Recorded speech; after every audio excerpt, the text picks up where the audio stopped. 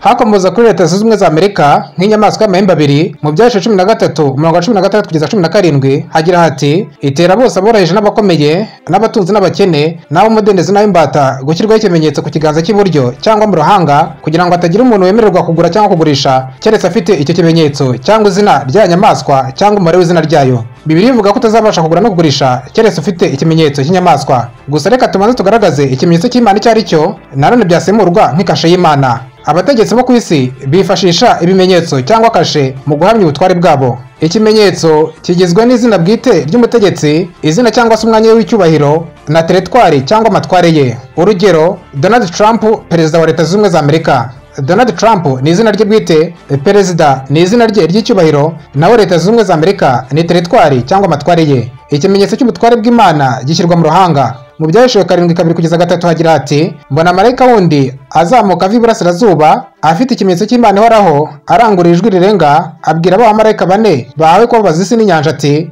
nimubabaza isi cyangwa inyanja cyangwa ibiti tutaramara gushyira ikimenyetso mu ruhanga rw'imbata z'Imana yacu. Ikimenyetso cy'Imana tukibona mu itegeko rya 4 ryaratuwe ku ibuye nk'ikimenyetso cy'uko rihoraho.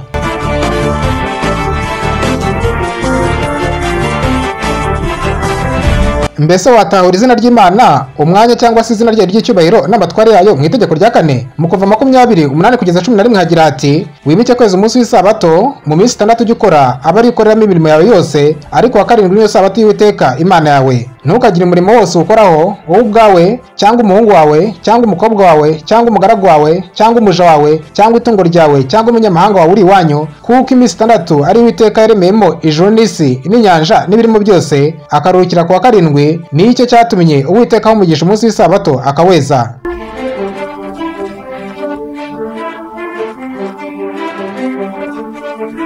Uwiteka cyangwa se Yehova Imana yawe niryo zina ryayo bwite. Izina ryayo ry'icyubahiro ni uwaremye, mu yandi magambo ni nyakubahwa umuremyi. Naho amatware yayo itegekamo ni ijuru n'isi. Ikimwe cy'itegeko rya 4 rirebana nacyo no gusenga Imana ku isabato y'umunsi wa 7 nk'urwibutso rw'imbaraga zayo zo kurema kandi nk'umutware w'ijuru n'isi. Mu kuva 31:13 hagira hati ntimukabure kuziriza amasabato yanjye kuko ari ikimenyetso hagati yanjye namwe mu bihe byanyu byose kugira ngo mumenye yuko ari Yehova ubeza. Nyamuna uze kwibuka gusoma na Ezekiel 20:20 mu gukomeza isabato y'umunsi wa 7 tuba twemera ko Imana ari umuremyi n'umwami byacu. Mbese ubwo Bibiliya imaze kugaragaza kashe y'Imana cyangwa se ikimenyetso cyayo cy'ubutware, wafora ikimenyetso cy'ikiganano cy'ubutware bwa Satani icyo ari cyo?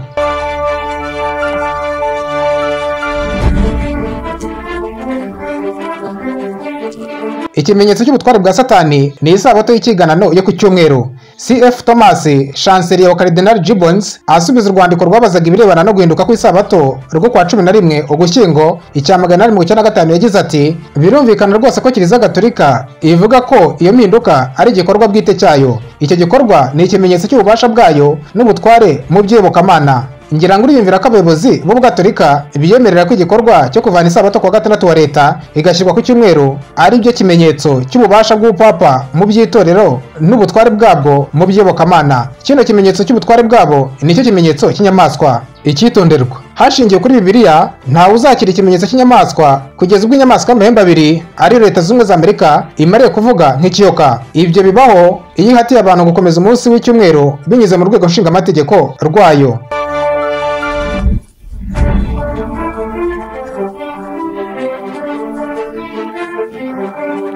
Mu myaka yatambutse abaprotestani batwikirwaga ku mpambo bazira kurwanya inyigisho zitari zo muri Bibiliya no gutuka Imana by'ubupapa. Nyamara no munsi abaprotestani bayobejwe cyane na Roma ku buryo barimo gushyira hamwe mu buhomyi n'ubujiji ngo bemere ubupapa. Ikimenyetso cy'ubutware bw'Imana ni isabato yayo y'umunsi wa 7 uzwi nko kwa 6 wa leta. Naho ikimenyetso cy'ubutware bw'ubupapa ni umunsi mutagatifu w'ikiganano ari wo cyumweru.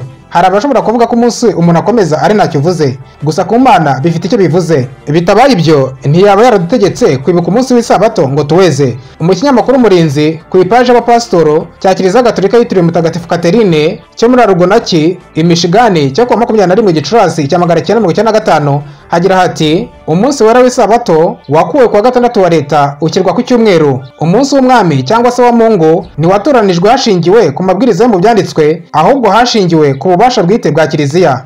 Mu gitabo cyanditswe na Papa Yohani Pawulo wa kabiri cyitwa Kwinjira mu irembo ry'ibyinigiro, paji ya 3 cyo mu 1994 yanditse ati: mu kwemera kwa Kiliziya Gatolika umuyobozi wayo asobanurwa nk'umusimbura wa Yezu Kristo, kandi yemerwa atyo n'abizera.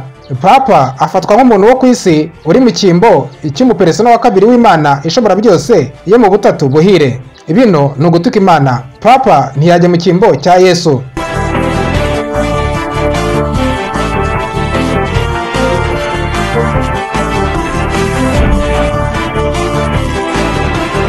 Mbese kwakira ikimenyetso cy'inyamaswa mu kiganza cyangwa mu ruhanga byaba bishatse kuvuga iki? Tubyoroheje, ikiganza gihagarariye ibyo ukora, naho uruhanga ruhagarariye ibyo wemera cyangwa se wizera. Niba ibikorwa n'imyemerere byawe bishyigikira isabato mpimbano yo ku cyumweru, ubwo uri mu nzira yo kuzakira ikimenyetso cy'inyamaswa, ubwo kuruhuka umunsi wa mbere w'icyumweru bizahinduka itegeko. Mbese ninde uzaramya, ni Imana cyangwa ni inyamaswa? Ndagukangurira kwanga umunsi mpimbano wo gusengwaho n'abakristo washyizweho n'ubupapa ari wo ku cyumweru, maze ugakurikira Yesu binyuze mu gukomeza umunsi wera wa 7 washyizweho n'Imana ari wo sabato yo kuwa gatandatu wa leta. Murakoze kandi Imana ibahire.